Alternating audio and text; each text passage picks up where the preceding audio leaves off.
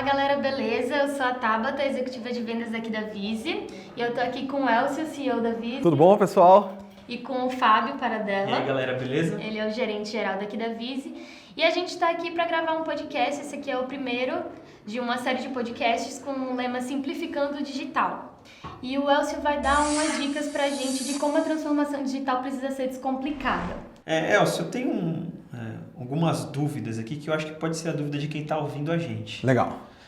Primeiro, a gente falou em transformação digital. O que é esse raio de transformação digital? Vamos definir exatamente o que é antes de falar sobre, né? Legal, tá bom. Transformação digital é a forma como as tecnologias digitais transformam o jeito como as pessoas trabalham, o jeito como elas vivem, o jeito como elas se relacionam, o jeito como elas se comunicam.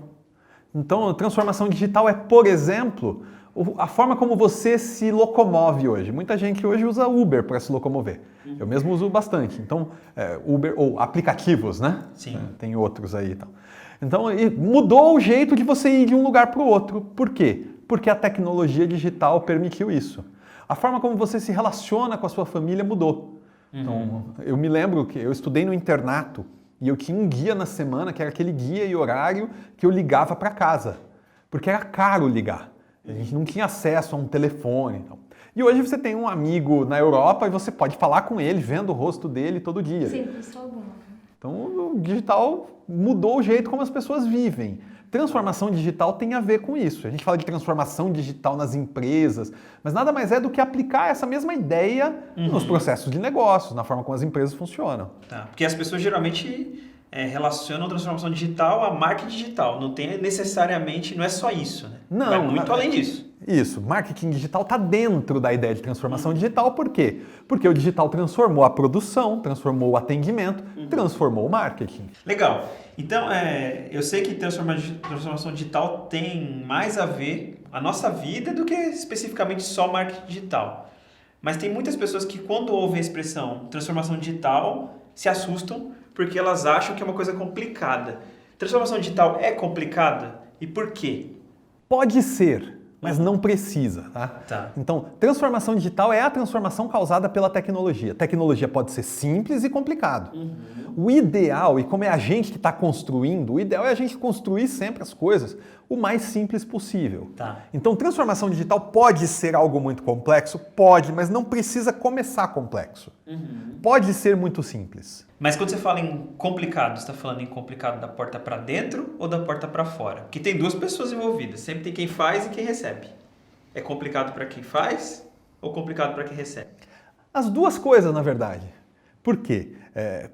Para quem faz, a tecnologia é o nosso negócio e a gente que é programador, a gente gosta de coisa complicada, de problema difícil. Né? Eu lembro que a primeira empresa em que eu trabalhei como programador, o pessoal de programação tinha um lema lá, a gente não tem medo de problema difícil.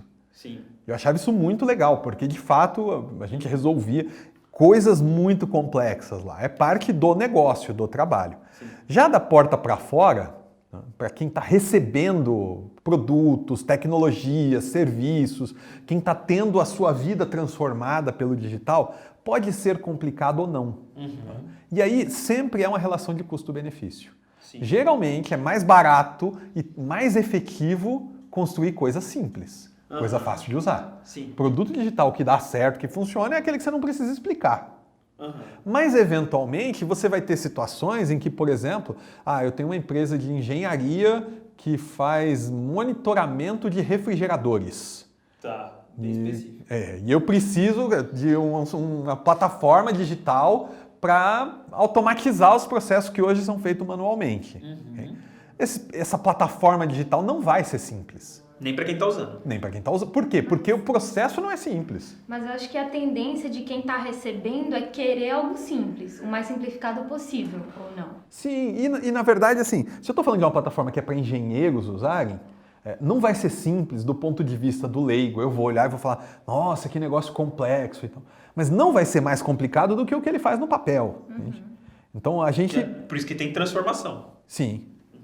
Então a gente precisa pensar simples, a gente precisa sugerir simples. Tá. Entendi. Eu acho que a gente tem muita tendência de ignorar as coisas que são complicadas, né? Então, assim, qual o risco da gente fazer isso com o digital?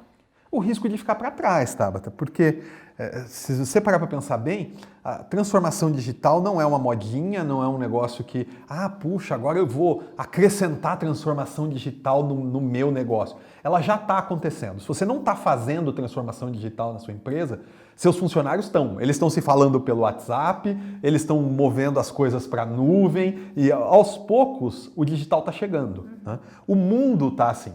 Então, o risco é de você se tornar um ponto de táxi. Ponto de táxi ainda existe? Ficar para trás. Sim. Então, o risco é de você ir todo dia de manhã, estacionar o seu táxi no ponto de táxi e ficar esperando chegar passageiro. Esse é o risco. A minha preocupação são... quando você tem um termo que todo mundo fala, mas ninguém sabe direito o que significa, vira um pouco modinha. E às vezes corre o risco das pessoas fazerem com pressa, de forma superficial. Você acha que existe esse risco em transformação digital? Sim, sim. E aí eu vou dizer, a gente é fornecedor de tecnologia e a gente tem combatido isso, porque eu tenho visto no mercado que é muito fácil vender nada, vender vapor, vender uma ideia. Sim. Sabe? Porque é digital. E a pessoa pega aquele negócio que sempre fez, que não tem valor nenhum, que tem pronto, e coloca uma outra roupagem e vende, e entrega como se, nossa, isso é a transformação digital para sua empresa, sabe? Então, quem está do outro lado, quem está comprando isso, quem tá dirigindo uma empresa hoje, por mais que o assunto pareça complexo, precisa estudar um pouco. Não dá para dizer, não, vou confiar no especialista aí, eu não entendo nada disso, compra e pronto, porque você precisa entender o que é, sabe? Sim, não é tão complexo. Quando você vai no mecânico, você tem que entender o básico para não ser enrolado. Sim. Né? Acho que é bem parecida a analogia. Isso. E nesse assunto de superficialidade, né, passando por esse ponto aí, por esse aspecto, a gente queria entender se tudo em digital tem a ver com a internet das coisas e inteligência artificial. Legal. Excelente pergunta. Porque eu tenho visto um monte de gente quando vai falar de transformação digital, quando vai falar do impacto do digital no mundo, falando internet das coisas, inteligência artificial. Sabe? Parece que tudo que é digital hoje é internet das coisas, inteligência artificial. Estava esses dias numa reunião que a gente estava construindo um serviço que é um serviço super básico, simples. Vocês conhecem a metodologia da Vise. A gente tenta sempre sugerir a solução mais simples para cada problema. Né? E aí uma das pessoas que estava na reunião levantou a mão e falou, e como a gente pode usar a inteligência artificial nisso aí? Só para encaixar, né? Do tipo, precisamos colocar inteligência artificial, sabe? Sim. É tipo colocar alho e azeite de oliva na receita, sabe? Não, tô fazendo um negócio aqui e tal. Beleza, coloca alho e azeite de oliva, vai ficar bom. Então, põe inteligência artificial, põe internet das coisas e tudo. Não tem que ter, né? Então não, digital não tem a ver diretamente com internet das coisas, com inteligência artificial. Isso são parte do mundo digital, parte daquilo que é possível fazer com o digital. Mas é muito mais legal você começar a pensar naquelas coisas que são, os americanos usam a expressão low hanging fruits, né? Os frutos mais baixos, mais fáceis de colher, que é absolutamente todo mundo do seu público, seus clientes, seus fornecedores, seus colaboradores, todo mundo que interage com a sua marca tem um telefone celular no bolso hoje. Você já está usando isso de alguma maneira? Você já está tirando proveito disso? De você simplesmente ter um jeito de se comunicar de maneira instantânea com todo mundo? Você já tem maneiras de automatizar os seus processos com base no digital? Antes de pensar nessas coisas, você já quer pensar em inteligência artificial e internet das coisas? Talvez você esteja gastando dinheiro no lugar errado. Não quer dizer que essas coisas não sejam legais, não quer dizer que você não possa obter valor delas, mas é mais fácil obter valor fazendo primeiro o básico.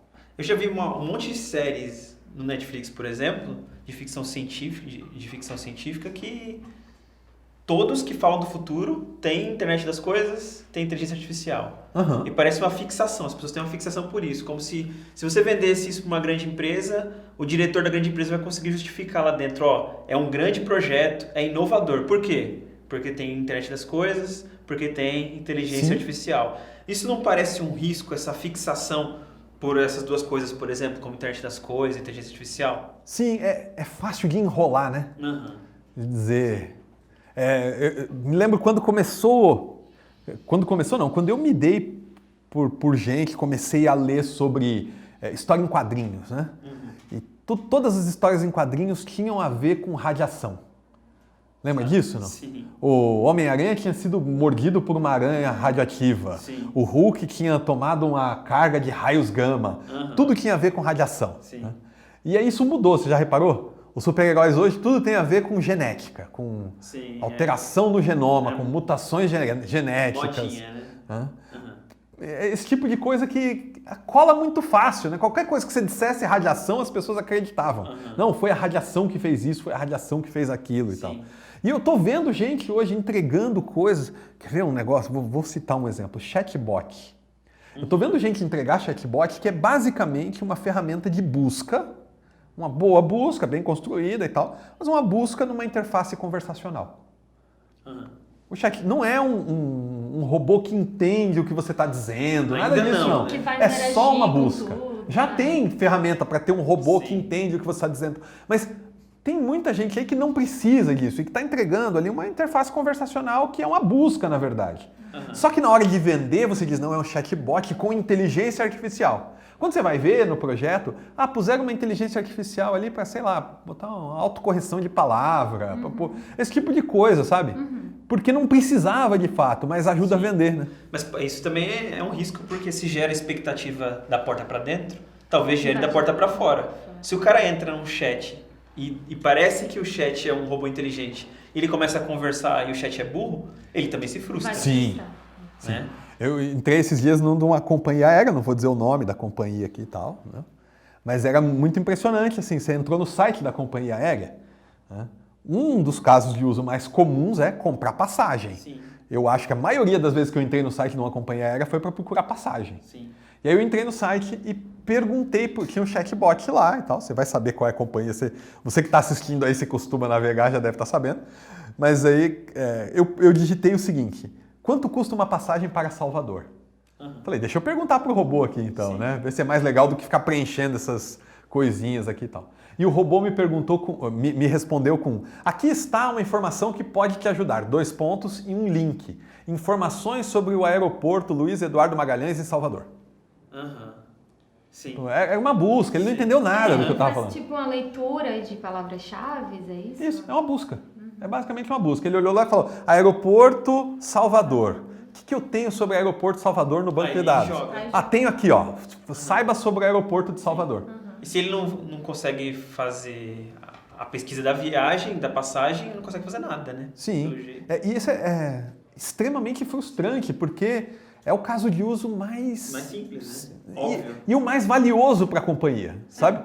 Alguém entrou e está dizendo, eu quero comprar de vocês. Sim. E o robô tá respondendo para ele, olha, leia informações sobre o aeroporto. Devem ter investido milhões e não estão nem percebendo que Que- o dinheiro está sendo jogado fora. Sim. Uhum. E aí, isso é até um exemplo, assim, de como as coisas no digital precisam ser olhadas de um ponto de vista simples, sabe? Sim. Isso que eu estou falando, esse teste que eu fiz e tal, não tem a ver com tecnologia. Qualquer pessoa, por mais leigo que seja, consegue entrar lá e testar isso. Uhum. Entende? E aí, para você que está ouvindo aí, se você está tentando, você está navegando e não está funcionando para você, não deixa um programador, um cara que nem eu, vir te enrolar dizendo, não, isso é porque o digital funciona diferente. Não, tem que funcionar para você, tem que ser óbvio. Se você não entendeu, o seu cliente não entendeu. Né? Sim. A gente está falando um pouco sobre perda de oportunidade, né? Deixar dinheiro na mesa. Vamos tentar sintetizar aqui para um executivo de uma empresa que está lá perdido, sem saber qual é o caminho, se ele é presidente ou executivo. Por onde ele começa para parar de perder dinheiro, sabe? Com relação ao digital, o que ele tem que fazer? Por onde tem que começar? Porque eu acho que essa é a grande questão que eles têm na cabeça. Por onde eu começo? Legal, tá. Então, o executivo, o presidente de empresa, a primeira coisa que ele tem que fazer é perder o medo de digital. Ele precisa estudar, ele precisa mergulhar nesse mundo, mas ele tem que manter as coisas simples. Então, eu não sugiro que você comece comprando um curso numa universidade americana e vá lá entender as minúcias de como o digital está transformando o mundo, nada disso não. Começa pensando na transformação digital no seu dia a dia. Por quê? O que a gente está vendo é que as empresas estão começando a aprender esse negócio agora. Então, se você começar a entender o jeito como a sua vida foi transformada por ter o WhatsApp, o jeito como a sua vida foi transformada por ter Uber, o jeito como a sua vida foi transformada por ter Google, sabe? Sim. Esse tipo de coisa. Já está pronto, facilitando, né? né? Os pequenos pontos, assim. Sim. Sim. E isso não está se tornando quase que uma corrida do ouro, né? Todo mundo preocupado em ser o primeiro, porque essa transformação está ocorrendo e cada vez mais as empresas estão vendo que precisam, né? Que precisam se transformar. Então, elas estão querendo, todas querem ser as primeiras a chegar lá. Corrida do ouro. Acho que é bem isso mesmo, né? Você sabe quem ganhou dinheiro na corrida do ouro? O cara que fabricava picareta. Não o cara que era picareta, né? Não. O que fabricava, isso. Sim. Foi um monte de gente pro oeste americano. Aqui a gente teve Serra Pelada, né? Aqui no Brasil. Lá nos Estados Unidos, um monte de gente que foi pro oeste para tentar procurar ouro. E aí alguns deles ficaram milionários. O cara encontrava lá um veio de ouro e tal. Mas parecido com a história de Serra Pelada aqui, era assim, para cada 1 milhão que ia, tinha 10 que ficavam milionários. Que encontravam aquele veio de ouro e tal. E o cara que de fato ganhou dinheiro com a corrida do ouro é o cara que foi lá e abriu um armazém e começou a vender ferramenta para esses caras. Milhões chegando e tal. Então precisa tomar esse cuidado com o digital, tá? Talvez eu esteja dando um tiro no pé aqui, porque a gente vende ferramenta, né? Sim. Eu sou o cara que faz a picareta, que faz a calça jeans, foi inventada nessa época também, né?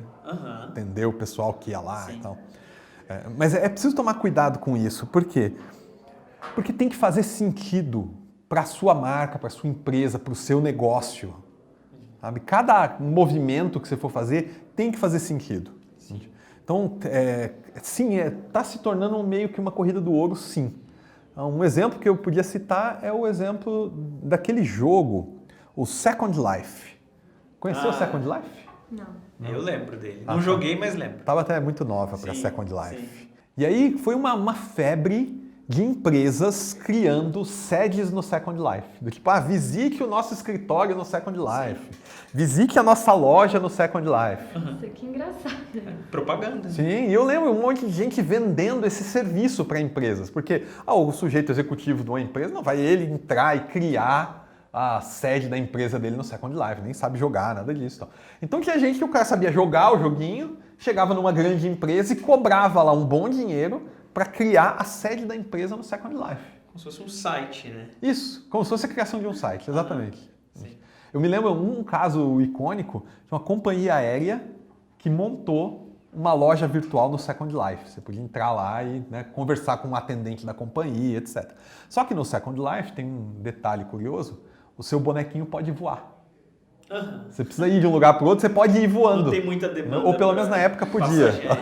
Aí o pessoal até dava risada, o que a companheira está fazendo lá dentro e tal, né? Então é preciso tomar cuidado com as coisas do digital, sabe? Você não precisa ser o primeiro, não é a corrida do ouro, sabe? Não é o primeiro que chegou, vai encontrar o ouro e o próximo vai pegar só cascalho. Tem que fazer sentido para você, senão você vai investir no novo Second Life. E eu acho que também as empresas que estão fornecendo a tecnologia, né, para essas empresas que querem entrar nessa transformação digital, precisam também entender o que o cliente delas precisa, né, para não estar vendendo coisa que o cliente não... Vendendo coisa complicada ou uma tecnologia que é desnecessária. Qual é aquela expressão que você usa? É penúltima novidade? Isso, as penúltimas novidades. Isso, acho que faz sentido, né? Você já ouviu isso ou não? Não. Eu falava bastante no passado sobre a gente estar sempre atualizado com as penúltimas novidades. Por que com as penúltimas? Já viu no filme de guerra que o pessoal tá andando ali com a arma um atrás do outro e tal? Aquele primeiro que tá lá na frente, ele vai morrer. Sabe? Ele é o primeiro que vai morrer. Tá marcado. É ele E o último, o gordinho que fica lá no fundo, o último, ele também é o cara que vai morrer. Né? Então você não quer ser o último, o que ficou para trás, né? O que foi perseguido pelo monstro e tal. Mas você também não quer ser o primeiro, você quer ser o segundo, né? O que vai atrás dele. Deixa outro cara morrer primeiro. Sim. Então, se o seu negócio é, por exemplo, eu sou uma fábrica de móveis, gente. Puxa, o seu negócio é ser uma fábrica de móveis. Você não precisa competir em tecnologia com o Google, com o Facebook, com a Microsoft, com a Oracle. Puxa, a Microsoft lançou um chatbot de inteligência artificial que aprende conversando. Vou fazer também. Não! Por que você vai fazer um negócio desse, entende? Sim. Você não é uma empresa de tecnologia, você quer competir com a Microsoft, que inclusive pôs no ar e deu errado, voltou atrás. Vocês ficaram sabendo dessa história? E aí, em 24 horas, a internet cruel, né? O pessoal foi lá trollar o bot. O bot da Microsoft se tornou nazista, sabe? Um supremacista branco, umas mensagens absurdas do tipo, não gosto de judeus, eles deviam morrer mesmo, pena que Hitler não matou todos, sabe? Os negócios, a Microsoft foi lá e tirou do ar, entendeu? Eles são a Microsoft, eles têm milhões para gastar nisso, porque eles vendem tecnologia, gente. Então, se você que está aí numa fábrica de móveis, se você que está aí numa escola de inglês, se você que está aí numa empresa de eletrodomésticos, se você quer ser inovador e está em dia com as últimas novidades, é inevitável que você vai gastar seu dinheiro num Second Life. Você vai fazer um negócio desse, sabe? Tem tanto a ser feito ainda, né? Fica se preocupando. Não, e se você olhar ao redor para o seu mercado, para o que está realmente funcionando, você vai ver que se você deixar alguém experimentar primeiro, estou no e-commerce, legal, não vai copiar aquela última novidade. Vai olhar o que está fazendo a Amazon, vai olhar o que está fazendo a Apple, que tem um excelente e-commerce, vai olhar o que está fazendo aqui no Brasil os líderes do e-commerce, sabe? Veja em que você pode estar um passo à frente da B2W aqui, pode estar um passo à frente da B2W. Mas estou vendendo, eu vou colocar inteligência artificial. É uma inovação que não é geralmente seu core business. Você não é o Google, não é a Microsoft. Se o seu concorrente fizer um chatbot e der certo, você não vai perder tanto mercado por causa disso. Exato. O seu negócio é vender, sei lá, móveis. Não vai ser fatal para você. Sim. Exceto se você for um negócio de tecnologia. Sim, e se você for o segundo, se ele fizer e der certo... Ele já validou. E você fizer em seguida, sabe? As pessoas não vão deixar de comprar de você e falar, não, você não foi o primeiro a lançar um chatbot. Sim. Ninguém lembra qual foi a primeira empresa que começou a entregar via drone. Mas não foi a Amazon. Sim. Foi uma menor, bem menor. Sim. Mas ninguém lembra disso. Não importa. Não quer dizer que você não deve inovar, né? Sim. Não é disso que eu estou falando. Inovar com inteligência, né? Sim. Mas acho que ficou muito claro qual caminho deve ser tomado quando uma empresa está começando a pensar em transformação digital. Mas talvez tenha pessoas ouvindo e assistindo a gente que já começaram um projeto e elas estejam desesperadas porque elas já estão num caminho que talvez não seja o melhor. Que conselho você daria para essas pessoas? Divide o seu projeto. Projetos de tecnologia são muito longos e muito complexos de maneira geral. Sabe, eu estava vendo lá uma pesquisa da Harvard Business Review. Ela já é antiga, tem mais de 10 anos já, mas acho que o cenário não mudou muito. Eles descobriram que mais de 70% dos projetos em tecnologia atrasam e custam mais que o planejado. Sim. 1 em cada 6 atrasa mais que o dobro do tempo. É um absurdo. Começar um projeto de tecnologia é tão arriscado quanto jogar roleta russa, sabe? 1 em cada 6 dá muito errado de perder emprego. Assim.